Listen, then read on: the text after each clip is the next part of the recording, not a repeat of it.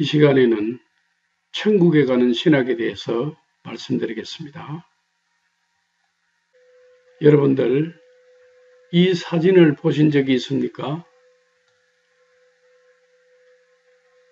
영화 장수상회에 나오는 한 장면인데, 저도 얼마 전에 누가 표를 주어서 영화 장수상회를 보았습니다.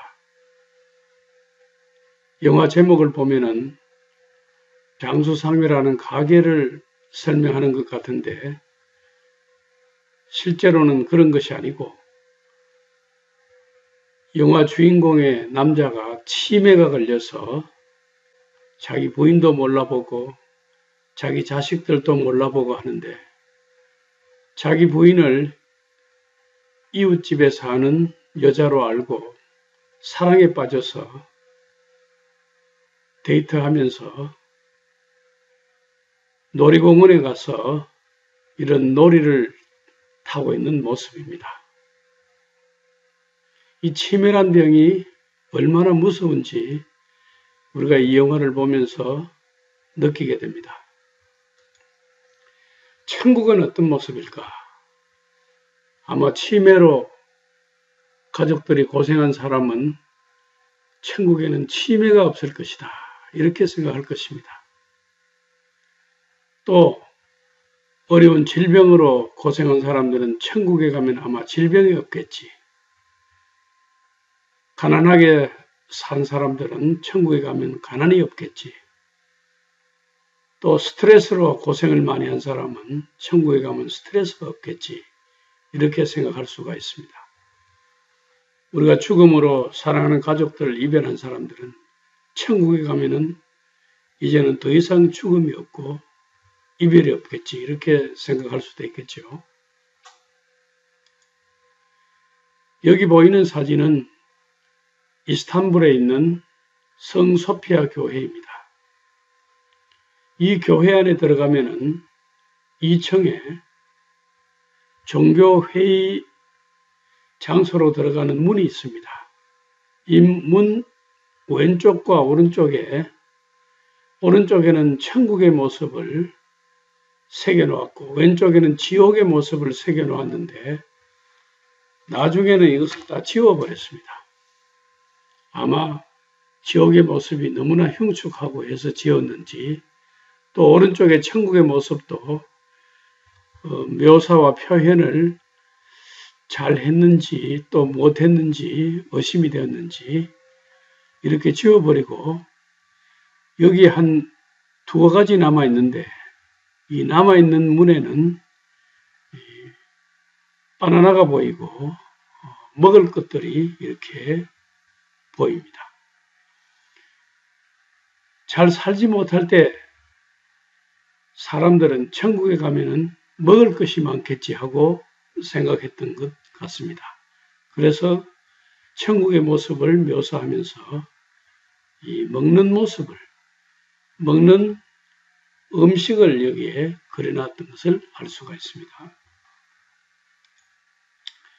혹시 이 사진이 어딘지 아시는 분이 있습니까? 예, 이 사진은 프랑스의 베르사유 궁전의 거울의 방입니다. 아름다운 샹들리제가 이렇게 걸려있고 벽에는 거울들로 가득 찬 방입니다. 여기에 방문하는 사람들은 이 방이 아름답다고 해서 빼지 않고 이 방에 가서는 한동안 정신없이 멍하니 구경하는 것을 알 수 있는데, 사람이 지은 궁전도 이렇게 아름답고 좋다면 천국에 가면은 이 베르사유 궁보다 더 낫겠죠. 하나님이 계신 천국 얼마나 좋을까? 계시록 21장 4절에 보면은 다시는 사망이 없고 애통하는 것이나 곡하는 것이나 아픈 것이 있지 아니하리니 수정같이 맑은 생명수의 강을 내게 보이니 강 좌우에 생명나무가 있어 12가지 열매를 맺되 달마다 그 열매를 맺고 다시 밤이 없겠고 등불과 햇빛이 쓸데없으니 이는 주 하나님이 그들에게 빛이심이라. 하나님의 나라는 먹는 것과 마시는 것, 이런 것만 있는 것이 아니고 오히려 그보다 더 좋은 것이 성령 안에서 의와 평강과 희락이 있다고 했습니다. 그러면 어떻게 하면 이렇게 좋은 천국에 갈 수 있을까? 의롭게 되면 천국에 갈 수 있습니다. 그러면 어떻게 하면 의롭다함을 받을 수 있을까? 이것이 오늘 우리가 생각하고자 하는 주제입니다. 우리가 금식을 하면 의로워질 수 있을까? 고행을 하면 의로워질 수 있을까? 자선사업을 하면 의로워질 수 있을까? 헌금을 많이 하면 될까? 중세교회, 가톨릭 교회에서 판매했던 그 면죄부, 이 면죄부를 사면은 의로워질 수 있을까? 많은 봉사를 하면은 의로워질 수 있을까? 어떻게 하면 의로워질 수 있을까? 우리가 많은 생각을 하게 됩니다. 이 사진은 루터가 벼락을 만났던 장소입니다. 루터는 에르푸르트에서 공부하는 중에 만스펠드에 있는 자기 집에 갔다가 다시 에르푸르트로 돌아오는 길에 에르푸르트에 조금 못 와서 벼락을 만났습니다. 이 벼락 중에 함께 오던 친구가 바로 옆에서 벼락 만나서 죽었습니다. 그 친구의 이름이 알렉시우스라고 하는데 그때 루터는 너무나 놀라서 이렇게 기도했습니다. 성 안나여 도와주소서. 나는 수도사가 되겠습니다. 이 성 안나는 광부들의 수호 성인입니다. 루터의 아버지가 광부였기 때문에 루터 가족이 광부 생활로 먹고 살았습니다. 그래서 광부들의 수호 성인 성 안나를 부르면서 도와주소서. 이 로마 천주교에서는 하나님께 기도하면서 우리가 부족하니까 바로 기도하지 못하고 성인의 의를 빌려서 하나님께 기도했습니다. 성 안나는 성모 마리아의 어머니입니다. 그래서 성모 마리아의 어머니의 이름을 부르면서 도와주소서. 나는 수도사가 되겠습니다. 죽음의 두려움과 공포 앞에서 수도사가 될 것을 서약했습니다. 루터는 이렇게 서약을 한 뒤에 에르푸르트에 있는 어거스틴 수도원에 들어갔습니다. 그래서 루터의 고행적 생활이 수도원에서 이루어졌습니다. 왼쪽에 보는 사진은 에르푸르트의 어거스틴 수도원에서 수도사들이 누워 자던 매트레스입니다. 수도사들은 이렇게 보잘것없는 매트레스 하나에 의지해서 여기서 누워 자고 금식하고 기도하고 회개하고 또 자기 죄를 고해성사를 통해서 고백하고 자학을 하면서 열심히 수도 생활을 했습니다. 루터도 이 어거스틴 수도원에서 수도 생활을 하면서 자기의 고해성사 신부가 스타우피처였습니다. 이 스타우피처를 매일 찾아가서 생각나는 대로 자기 죄를 고해했습니다. 어떤 때는 하루에 6시간 이상 고해를 했다고 합니다. 여러분 생각해 보세요. 이 남의 죄를 들어주는 사람도 정말 못할 일이었습니다. 찾아와서 6시간 이상을 자기 죄를 고해하는 것을 들어준다는 것도 고역이었습니다. 이렇게 6시간 이상을 매일 찾아와서 고해하는데 그 죄를 들어보면 별 것이 아니었습니다. 그래서 스타우피처는 루터에게 말했습니다. 차라리 내가 사람을 죽인 다음에 찾아와서 내가 사람 죽인 죄를 지었다고 고해해라. 할 정도로 루터의 고해를 들어주는 것도 힘든 일이었습니다. 루터는 너무나도 열심히 수도사로서 수도원 생활에 충실했기 때문에 나중에 회고하기를 만일 이런 수도사 생활을 통해서 천국에 갈 수 있다면 나는 누구보다도 열심히 수도사 생활을 했다고 했습니다. 이 사진은 비텐베르그에 있는 루터의 집입니다. 이 집안에는 이렇게 벽난로가 있고 루터가 사용하던 책상이 있고, 이 집 밖에서 보면은 탑이 이렇게 있었습니다. 그러니까 루터가 살던 집은 탑이 있던 집이었습니다. 이 안이 실내에 탑이 있던 장소가 이렇게 보입니다. 여기가 바로 루터가 탑이라고 부른 곳입니다. 비텐베르그 루터의 집에 있는 탑입니다. 마르틴 루터는 1532년에 회고하기를 이 탑에서 성령이 내게 성경을 계시해 주셨다, 이렇게 고백했습니다. 아마도 1508년에서 1518년 사이 어느 날이었던 것 같습니다. 성령이 루터에게 성경을 계시해 주셨는데 그 성경 말씀이 바로 로마서 1장 17절입니다. 복음에는 하나님의 의가 나타나서 믿음으로 믿음에 이르게 하나니 기록된 바 오직 의는 믿음으로 말미암아 살리라 함과 같으니라. 복음 안에는 하나님의 의가 계시되는데 바로 이 탑 앞에서 루터 자신에게 계시되었다고 했습니다. 하나님의 의가 계시된 자는 의롭다 하심을 받은 것인데 의롭다 하심을 받은 자는 믿음으로 살게 된다는 것입니다. 천국에 가는 신학은 의롭게 된 자는 천국에 간다는 것을 말합니다. 의롭게 되는 법은 복음에 나타난 하나님의 의를 믿는 것입니다. 복음에 나타난 하나님의 의는 무엇이냐? 예수 그리스도의 죽음과 부활을 통한 하나님의 용서를 말합니다. 그런데 이것이 이론적으로 깨달아지는 것이 아니라 계시로 깨달아져야 믿게 된다는 것입니다. 루터는 자기 방의 탑 앞에서 로마서 1장 17절 이 말씀을 계시로 깨닫게 되었습니다.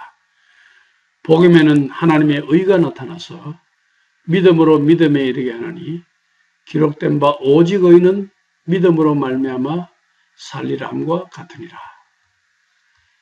루터가 처음에는 하나님은 정의의 하나님이시며 하나님의 의는 죄인을 심판하시는 의라고 생각했습니다.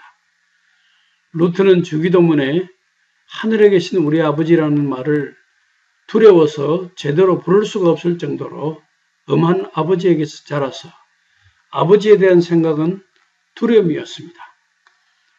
그가 아무리 흠잡을 데 없이 살아가는 수도사라고 할지라도 하나님 앞에 양심적으로 설 수 없는 죄인으로서 하나님이 두렵고 심판의 하나님을 사랑하지 않았으며 오히려 싫어했습니다.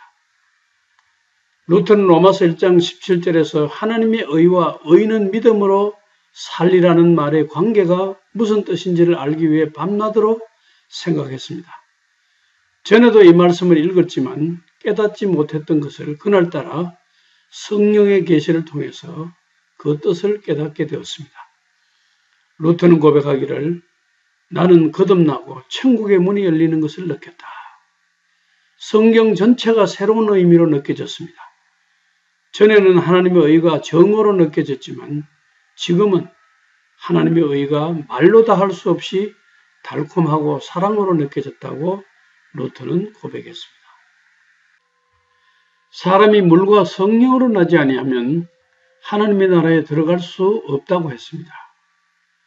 복음 안에 있는 하나님의 의가 성령으로 계시되는 순간이 바로 거듭나는 순간입니다. 성경을 기록할 때 영감을 주신 하나님께서 성경을 읽는 사람에게도 같은 영감을 주셔야 그 뜻을 바로 깨달을 수 있습니다. 하나님의 나라는 너희 안에 있느니라고 누가복음 17장 21절에 기록되어 있습니다. 마음속에 하나님의 나라가 이루어진 사람이 장차 임할 천국에 들어가게 됩니다. 율법에 나타난 하나님의 의는 정의와 심판입니다. 복음에 나타난 하나님의 의는 사랑과 용서입니다. 루터는 복음에 나타난 하나님의 의를 깨닫게 되었습니다. 이러한 깨달음을 루터의 탑의 체험이라고 부릅니다. 그 이유는 베텐베르그 루터의 집에 벽난로가 있고 탑이 있는 방에서 루터가 로마서 1장 17절을 연구하고 있을 때 진리의 빛이 자신에게 임했다고 했기 때문입니다. 이 집은 원래 수도원이었지만 모든 수도사들이 자발적으로 떠난 뒤에 루터의 집으로 사용되었습니다. 루터는 이 집에서 구원하시는 하나님의 의를 깨닫게 되었고 이 집에서 95개조 논제를 썼습니다. 로마서 1장 17절은 하나님의 의는 죄인을 구원하는 것이며 복음에 나타난다는 것입니다. 복음의 내용이 무엇입니까? 하나님의 아들 예수께서 우리의 죄를 위해 하나님의 율법의 심판을 받아 십자가에서 죽으시고 우리의 영생을 위해 부활하셨다는 사실입니다. 누구든지 저를 믿는 자는 영생을 얻는다는 것입니다. 복음 안에는 하나님의 능력이 있다는 것입니다. 믿음으로 구원받는다는 것은 단순한 이론이나 교리가 아니라 그 안에는 하나님의 능력이 있습니다. 우리를 의롭게 하시는 하나님의 능력이 우리 안에서 역사해야 합니다. 믿음으로 의롭게 된다는 것을 단순한 하나의 이론적인 교리로 이해해서는 안 되고 그 이론과 함께 하나님의 의롭게 하시는 행동이 내 속에서 일어나야 하는 것입니다. 영어로 말하면은 God's justifying act in us. 우리 안에서 하나님의 의롭게 하시는 행동이 있어야 합니다. 그래서 하나님의 나라는 말에 있지 아니하고 오직 능력에 있다고 했습니다. 루터가 95개조 논제를 붙였던 독일의 비텐베르그 성교회의 모습입니다. 제가 겨울에 여기에 갔기 때문에 눈이 많이 쌓여 있죠. 성교회 문인데 지금 이 문은 루터 당시의 문이 아니고 그 뒤에 청동으로 문을 만들어 두었는데 루터가 이 문에 95개조 논제를 붙인 것을 기념하면서 여기에 지금 우리 눈에는 잘 보이지 않지만 잔잔하게 동판에다가 95개조 논제를 여기에 새겨 놓았습니다. 의롭게 되는 법은 율법 안에서 의롭게 될 수가 없습니다. 성경 갈라디아서 5장 4절에 율법 안에서 의롭다함을 얻으려 하는 너희는 그리스도에게서 끊어지고 은혜에서 떨어진 자로다 라고 했습니다. 고행이나 금식이나 기도나 자선사업이나 율법을 지킨다고 의롭게 되는 것은 아닙니다. 하나님 앞에서 아무도 율법으로 말미암아 의롭게 되지 못할 것이 분명하니 이는 의인은 믿음으로 살리라 하였습니다. 갈라디아서 3장에 있는 말씀입니다. 복음 안에서 믿음으로 의롭게 됩니다. 아브라함이 하나님을 믿음에 그것을 그에게 의로 정하셨다 함과 같으니라. 예수님은 말씀하시기를 너희 조상 아브라함은 나의 떼볼 것을 즐거워하다가 보고 기뻐하였느니라고 했습니다. 그리고 아브라함은 믿음으로 예수님을 바라보고 믿었다는 것입니다. 아브라함은 예수가 태어나기 전의 사람입니다. 그렇지만은 아브라함은 장차 예수님께서 하나님의 아들로서 이 땅 위에 오실 것을 미리 믿음으로 바라보고 예수님을 믿었다는 것입니다. 그래서 예수님은 말씀하시기를 너희 조상 아브라함은 나의 때 볼 것을 즐거워하다가 보고 기뻐하였느니라고 말씀하셨습니다. 복음에는 하나님의 의가 나타나서 믿음으로 믿음에 이르게 하나니 기록된 바 오직 의는 믿음으로 말미암아 살리라 함과 같으니라. 의롭게 되는 것은 우리가 스스로 쟁취하는 능동적인 의가 아니고 하나님이 입혀주시는 수동적인 의입니다. 즉 우리 밖에서 오는 의, 영어로 말하면 alien righteousness, 밖에서 오는 의입니다. 우리 안에서 의가 있는 것이 아니고 밖에서부터 그리스도의 의가 우리에게 입혀지는 것입니다. 우리는 값없이 주시는 하나님의 은혜를 믿음으로 받아들이는 것입니다. 그러면 어떻게 하면 믿음을 가질 수 있는가? 성경 말씀에 믿음은 들음에서 나며 들음은 그리스도의 말씀으로 말미암느니라고 했습니다. 믿음은 사람이 줄 수 있는 것이 아니고 그리스도의 말씀이 주십니다. 사람이 줄 수 있다는 생각을 포기해야 믿음이 생깁니다. 내가 누구에게 믿음을 줄 수 있는 것도 아니고 어떤 사람이 나에게 믿음을 줄 수 있는 것도 아닙니다. 그리스도의 말씀이 이 말씀을 읽는 순간 이 말씀 속에 있는 능력이 내 마음속에 영감으로 깨달아지면서 믿음이 생긴다는 것입니다. 즉 하나님의 계시로 믿음이 주어지는 것입니다. 다시 한번 이 말씀을 생각해 보면 믿음은 들음에서 나며 들음은 그리스도의 말씀으로 말미암느니라고 했습니다. 그리스도의 말씀을 들을 때에 성령으로 우리 마음속에 믿음이 생긴다는 것입니다. 우리가 남에게 믿음을 줄 수는 없지만 믿음을 가질 수 있는 기회는 만들어줘야 합니다. 또 스스로도 믿음을 가질 수 있는 기회를 만들어야 합니다. 그 만드는 기회가 무엇이냐? 그리스도의 말씀을 읽고 듣고 하는 기회를 만들어야 한다는 것입니다. 그런 가운데서 그리스도의 말씀을 통해서 우리 마음속에 성령이 계시되고 믿음이 생긴다는 것입니다. 내가 만일 내 입으로 예수를 주로 시인하며 또 하나님께서 그를 죽은 자 가운데서 살리신 것을 내 마음에 믿으면 구원을 받으리라. 사람이 마음으로 믿어 의에 이르고 입으로 시인하여 구원에 이른다고 했습니다. 입으로 시인하여 하는 말이 바로 신앙 고백입니다. 신앙 고백은 우리가 하나님 앞에서도 하고 사람 앞에서도 합니다. 그런데 사도 신조는 사람 앞에서 내 신앙을 고백하는 것입니다. 많은 교회에서 사도 신조로 신앙을 고백하는데 이 사도 신조를 예배 시간에 고백하면서 이것을 하나님 앞에 고백하는 것으로 생각하는 사람들이 많습니다. 그러나 사실은 그런 것이 아닙니다. 사도 신조 안에 이런 내용이 있습니다. 나는 그의 유일하신 아들 우리 주 예수 그리스도를 믿습니다. 만일 내가 하나님 앞에 신앙을 고백한다면 나는 당신의 유일하신 아들 우리 주 예수 그리스도를 믿습니다 라고 고백해야 되겠죠. 그렇게 고백하지 아니하고 우리가 사람 앞에 고백하는 것이기 때문에 나는 그의란 말은 하나님의 유일하신 아들 우리 주 예수 그리스도를 믿습니다라고 사람들 앞에서 내가 신앙을 고백하는 것입니다. 왜 이렇게 고백합니까? 성경 말씀에 이러기를 누구든지 사람 앞에서 나를 시인하면 나도 하늘에 계신 내 아버지 앞에서 그를 시인할 것이요 누구든지 사람 앞에서 나를 부인하면 나도 하늘에 계신 내 아버지 앞에서 그를 부인하리라고 예수님께서 말씀하셨기 때문입니다.